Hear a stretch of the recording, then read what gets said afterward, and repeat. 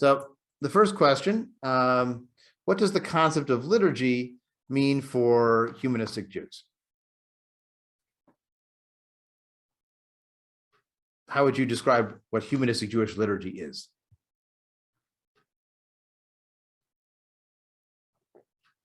I'd probably go with things said in a ritualistic way in a humanistic Jewish setting.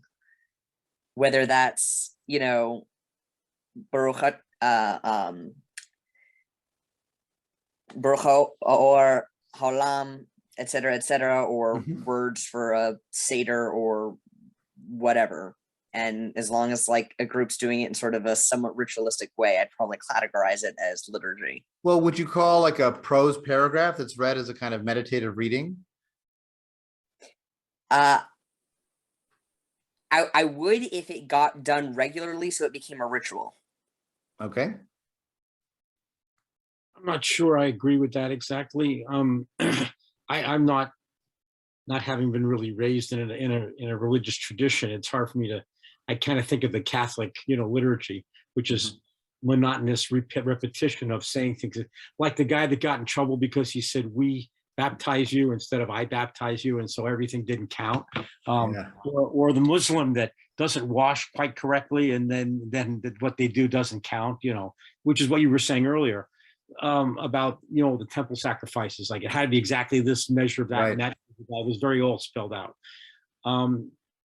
I think I agree more with what you were saying, if I understood it correctly, is that there is a tension between what is sort of traditional and what one tends to think is culturally Jewish in the literary sense, and at the same time making it meaningful for what we believe, as opposed to repeating things like God this, God that, praise God, which we don't agree with. So how do we turn that into something that's more meaningful for us? And I think the problem is that when liturgy is handed down by rabbis or priests, it's much easier to do. This is the formula, you say it, you do it. When it's coming more from the congregation and the rabbi in connection with each other, it's going to be what they may think about in meaningful in Michigan may not be the same thing as meaningful in Chicago or in Los Angeles, which is why we don't have that book, as you say, that when you go into a wedding and you pull out the hymnal, we don't have that. And I don't know that we ever will, quite frankly. It just seems, I mean, that's about, if that makes sense. I mean, I will say that it is not a failing of the movement, but it's a shortcoming. Oh, please go ahead. Kathy, you want to say something? No, I didn't want to say anything to him. But I was okay, she was talking to you. I know. I think I know what you're trying to say, but I have heard you say things better. Yeah, I'm not sure I'm saying it very well, but it's. I mean, I do so far. I mean, like in the 3 years now that I've been part of this, I do like that there are songs that we do, for example, that are now familiar to me. That we do at Shabbat or Hini Matavu, and maybe that doesn't agree with the way someone else says it, but I don't know what they say. What I've grown to accustom is what Ellen has taught me, Right. And I think that, and I find that comfortable, and I think all of us look to liturgy for comfort in a sense, Right. Expressing our values, whether or not we always understand it or not. Yeah, I sometimes will define it simply as shared literature used in a celebration. So it could be a formal recitation, it could be a formula like blessed is the light in the world, etc. It could be a prose piece or a poem that you're reading at a particular moment. I mean, I think of like somebody reading a poem at a funeral that has the kind of function of liturgy to it, right? Or people singing a song at a memorial service, or like at a vigil for Ukraine or something. I mean, that would have a kind of liturgical feel to it, even if it's the John Lennon song Imagine, right? Doesn't have to be a liturgical experience, but it can also be that. So that's where I think that liturgy, we have a more flexible definition of it, because it's sort of, how does it move people? What does it do to create community? And so that can be prose, that could be poetry, that could be contemplating an art piece at some level. Generally, liturgy is thought to be writing in words, but maybe we can think about it more expansively. And our liturgy tends to be in English because we want people to know what they're saying. We always put it in Hebrew letters if we're doing that together, so that even those who can't read Hebrew can say it with everybody else. And we try to be flexible. So what you'd see at one Shabbat at my congregation won't be exactly the same thing the next time. There'll be something similar, but there'll be some things that are different. We might even use different wine blessings 2 weeks in a row, because why should we do it only one way? I sometimes laugh when maybe 20 years ago, we brought in a new melody to the song Efo Ori, which is one of the sort of core pieces that Sherwin Wine wrote back in the 70s, I think even in the 60s. And when it was played for a community, I think it was in New York, they asked the kids, what do you think the song is about? And the kids said, well, it's a sad song, because it was in a minor key. And they said, okay, we need to shift this. So they wrote a new melody to it that's more upbeat. Now that's the melody that most of our communities use. But I loved hearing people say, but this is the way we've always done it. I would say, of all branches of Judaism, humanistic Judaism absolutely should never say this is the way we've always done it, because we've changed so much else. If you like the old melody, make that argument. Maybe the old way is better. That could be the case, but this is the way we've always done it is not sufficient an argument for us. I think that liturgy should, if liturgy doesn't have a specific supernatural meaning, in other words, I have to say it this way because otherwise I get struck dead by God, or it doesn't, prayers don't work. We don't believe that. So one of the things that you did that I really, really liked, because I like Leonard Cohen a lot, was, I liked, for Yom Kippur, using Leonard Cohen's, song about, who by fire, who by, that's marvelous. Especially because I didn't understand the song until you explained it, and I always liked that song, but I didn't know what it referred to. Now I know what it refers to. I didn't get that. Well, that's because I don't have that background. But ever since you did that the first time, every time I listen to that song, I have a lot of music. It's like, yeah, cool, I get that. But I think that's a kind of evolution that makes sense for liturgy, and there may be things in the future that would replace that as something else that's still more meaningful. And I don't think that's wrong. I think that's good. Well, and honestly, the repertoire of our movement communities from the 1980s was very sort of 60s hippie focused, and maybe that music doesn't work anymore. We've cut back on some of those songs. Now, again, some people still love it, right? But if you want to sing it in Sunday schools, the kids are going to be like, what are you singing? Like, it's not current music anymore. Well, it's also entirely possible. The international aspect of the movement is such that people in Germany might look to different music and things that makes more sense to them than something that is a song that's in the United States. Right. Okay, second question. Under what circumstances should this liturgical language be changed? What are the benefits and drawbacks? We sort of covered a lot of this. But when we change it, again, is if we don't agree with the ethics behind it or the philosophical basis for it, and we want to translate it if people don't understand it. So that's a core motion for change. So what are some of the benefits of changing it, and what are some of the drawbacks to changing it? Well, I think you addressed that pretty well before. Obviously the drawbacks are that people who were brought up in a more traditional Jewish education are going to go like, but wait, this is what it's supposed to be. It's kind of like listening to Protestants and Catholics do the Lord's Prayer, because there's a slight difference between it, and you hear people continue on the one side and not on the other. It's the way it's done. The benefits is that we can mold things that make more sense for us rather than mouth things that are really meaningless. Mm-hmm. I think also in the big picture, if we make changes, it makes it ours. I'll sometimes describe Jewish culture as like an inheritance, right? You get it from your ancestors, but you're not the museum curator. You don't have to keep it exactly the same. And one of the ways you make it your own is you put a new frame on it, or add a new decoration to it, or, make something new about it. I had one family once at a wedding I did. I loved the idea. They had a quilt that was the chuppah. And every time a new person in the family, extended family, got married, the person who made it added a new patch, a new section to the quilt about that couple. It included their names and what was interesting. So over the years, it became this beautiful sort of patchwork of all the different extended cousins in this one family. And so, but they didn't keep it exactly the same. They added something new to it. They changed it a little bit. And I think that that's our approach to this liturgy too. It makes it ours by changing it. I'm the curator if I'm just saying it exactly the same way, or I'm the historical colonial Williamsburg reenactor if I'm just saying it the old way. But if I want to make it mine, I have to feel free to change it. But again, some might be offended by this, and some people might just not care about the ideological issues, and they just don't care. They want to say the old words they already know.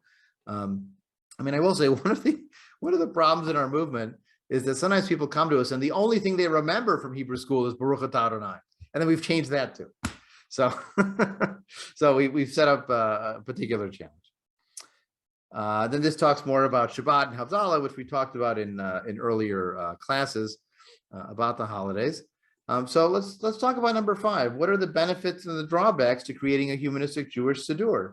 I mean, I will say, people will ask me, where's your Siddur? What do you use that defines your movement? And having a prayer book is one way to define a movement.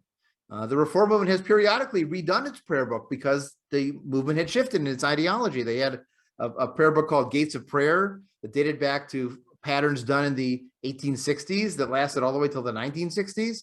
Then they replaced it with something, the Union Prayer Book was the first one. That was from the 1860s and forward. The first edition was 1890s, but it was based on models done in the 1860s by David Einhorn. Then the Gates of Prayer replaced the Union Prayer Book in the 1970s, and that lasted until the late 90s when Mishkan Tefillah came out, I think maybe the early 2000s, and that replaced the earlier, it's 2007 is the copyright on it. So actually the later 2000s. So, these prayer books lasted like 30 or so years, but then they needed to change. And Kaplan's prayer book in 1945 made it till the early to mid 80s. And then in the early 90s, the Reconstructionist movement came out with a new prayer book called Sim Shalom, where they departed from some of Kaplan's ideas. They brought back some of the Shema pieces that he had cut out because they said, well, we can just say our ancestors said, quote, and then we'll keep it. We don't agree with his objection to this particular one because things have changed. So, I look at some of the stuff in Sherwin-Wine Celebration, and some of it I love, and some of it I cringe because it did not stand the test of time, as anything made by people may not. So that's, I think, one of our problems, though, is we don't have one volume where somebody can say, what is your, how do you do Jewish life? And we don't really have one thing to point to that expresses all of it. So that's a downside. On the other hand, our people don't have to read through a 300-page book in one Shabbat. So that's a positive. So anyways, what would be the positives and negatives of trying to create this, and who should be involved in that kind of a project? Yeah, James. Well, I mean, I think you listed a lot of them. Some other benefits would just be, that was sort of alluded to earlier, but not as here, with just a feeling of connection with a bunch of other people saying the same thing, or at least reading the same thing and then deciding not to do it. That's also a type of connection. If you're going, it's like, yeah, I read that this is here and we're going to say this instead. There's still a level of connection there that you're at least looking at the same thing to decide whether to do it or not. But I mean, some of the drawbacks besides, just trying to get everyone to agree on something and people wanting to do new different things and make their own things, is, I mean, it's a lot of work to go ahead and create something like that. And, I don't know how, if the sort of the benefit would make up for the labor. If everyone's going to ignore it anyway, then it's probably not worth the labor. But that's more of an unknown thing rather than a clear drawback. And there are practical things like getting permissions and because we would want to include poetry by named poets, but then you got to pay for permission to reprint their stuff, and that adds up. It wouldn't just be something that would only be one of the reasons Sherwin was able to publish this book was the songs that are in the back, he got permissions for, but all the prose is all him. So other than a couple of poetic citations, but it's mostly him. And what we would do today would be much more citing lots of people and it'd be a very different style of book, and it would be more of a hassle. And if you're only going to sell, 60 copies of it, then that might not be enough. I will say also, though, on the benefit side, having something that feels solid in your hand is just different than the flimsy booklet. As much time as I've spent learning how to do these booklets on Word and then on Publisher and on Word again, because they've upgraded it, getting the Hebrew right, putting all the vowels in and checking those. There's a lot of detail involved, and having something solid in the hand would be helpful.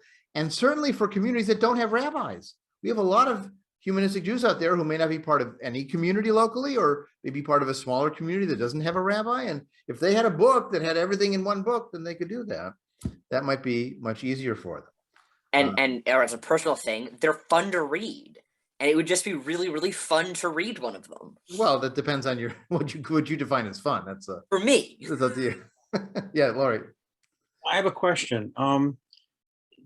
Isn't usually, I mean, you're on a board of sort of humanistic rabbis, right? I mean, it seems to me that it would not be impossible to look at what everybody's been doing for different parts of the services, the high holidays, Purim, whatever it is, Hanukkah, and come to, it might take years to do it, I understood, but come to some agreements on something that could be used as a cycle, We've talked about it. We've talked about it periodically. And the dilemma is always, who's going to do it?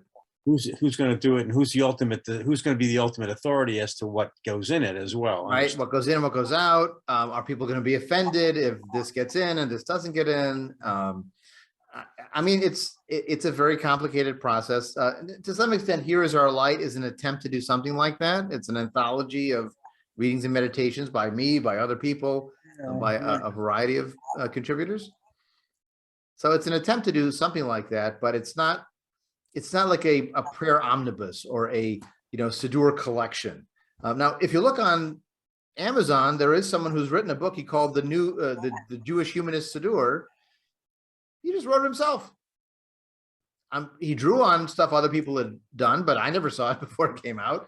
And I'm sure a number of other people didn't. See, that's an example right there. William Thompson just put it out there and wrote it. I mean, it's an interesting phenomenon now in that question of who's authorized to put out a Siddur or a meditation book or whatever we call it. I mean, we've got issues of our journal that talk about different holidays and have that material as well. We still have Sherwin's book and his other services that were published going back to the 60s. I've got a volume of stuff that he did. I mean, there's a lot out there in a variety of places, but here's where I think, publishing a book has its downsides too, aside from the expense and the hassle and whatever. It's bound, right? It's fixed. And if it's fixed, it can get old or boring, or, reciting at the same time all the time has its positives, but also has its negatives. And there's limited room for flexibility. What a lot of people do today with their Haggadahs, for example, is they cut and paste, or they have inserts, or they add pages in, because just doing it the old-fashioned way of just read the book from cover to cover, that doesn't work for some people. They want to add that. So what one of our congregations did in Washington, D.C. is they put together prayer binders or service binders that were 3-ring binders. So you could add stuff and you could take stuff out, and and they made a whole set of like 50 of them that had a standard thing, and you could just say, turn to this page and do it that way. But it was still flexible because it was in a binder format. Now we're in the 21st century. We're doing things online. Maybe we should think about putting our material digitally. And in fact, there are places that do this. There's a place called opensiddur.org. There's a place called Ritualwell. There's a place called Haggadah.com, I think, where you can make your own Haggadah. And so you can take selections from all different kinds of people and plop them together in your own and get into a PDF and print that out and make it yourself. So if we ever do create some kind of, a humanistic liturgy resource, it's more likely going to be a make your own Siddur than a printed and bound Siddur, because that's more in keeping with the tenor of our movement. But this reminds me a little bit, though, of like those pages you showed of the Talmud, where it's got different colors and, here's the commentary from this guy, and 300 years later, this guy had to say something. I mean, they couldn't even agree on what the text meant that were supposedly given from God. I mean, how are we supposed to agree as a bunch of humanists that are just disputatious to begin with? Right. I but mean, the yeah. other positives to doing it as a digital version is that gets around the copyright issue, because you want to play a song, here's a YouTube link. You want to read a poem, here's a link to the poetryfoundation.us, and they have hundreds of poems out there you could use. So you could really make it functional if it were really designed well. And again, that takes time and money and whatever else. But that might be a model of liturgy. It does mean more screen time. Even when we do come back to in person, do you hand out iPads to everybody and they're reading the service on that? Do you project it on a screen and then they doze off because they're at the movies? You might find it's not that far in the future when you go to church and it's like sitting in United in a 777. Right. Everybody got the individual little screen. Instead of taking the hymnal out of the thing, literally you've got, go to page, and you could do it. I mean, that would certainly. Or navigate your Google Glass to this site, and then you'll have Yeah, everything just has its own app. You download the smartphone app and you follow along on that.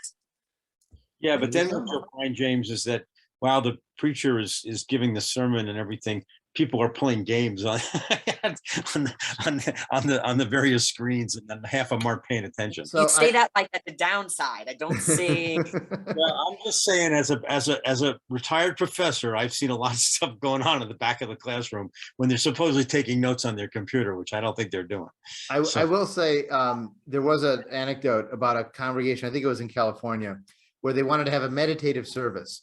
So at a certain point in the service, they lowered the lights. Right? They turned off all the lights, and guess what happened? All these screens all of a sudden lit up out there, because people, like, they reflexively just pulled it out, did not realizing they'd be outing themselves in front of everybody of not paying attention. But this is how attached we are to these. So maybe you lean into it and you make the Humanist Siddur app, and you create your own service, cut and paste, put it together like a PowerPoint or a PDF, and then they just sort of scroll through that. I mean, if you saw our high holiday services last year, which we did both online and in person, that's what we did. We had PowerPoint slides that people in the room could see on a screen. They also had a service book, but they could see the slides on the room on the screen. And then we had videos embedded for the choir who had pre-recorded their stuff outside. And that's how we did it. I would much prefer back to the service booklet, but we'll see where it goes this year. Who knows what fall of 2022 has to offer, given what the last 2 years did. Traditional. Yeah, but you have a point about there being congregations where there might not be rabbis. I mean, after all, in Jewish tradition, you don't have to have a rabbi. That's right. You have 13 men that get together. 10. Okay, well, but I mean, you have a group of men that get together and they study and they do the best they can with it. That's not a terrible idea necessarily if you want to spread the movement, because I'm lucky that you're right here for me. If I lived in Des Moines, what would I do?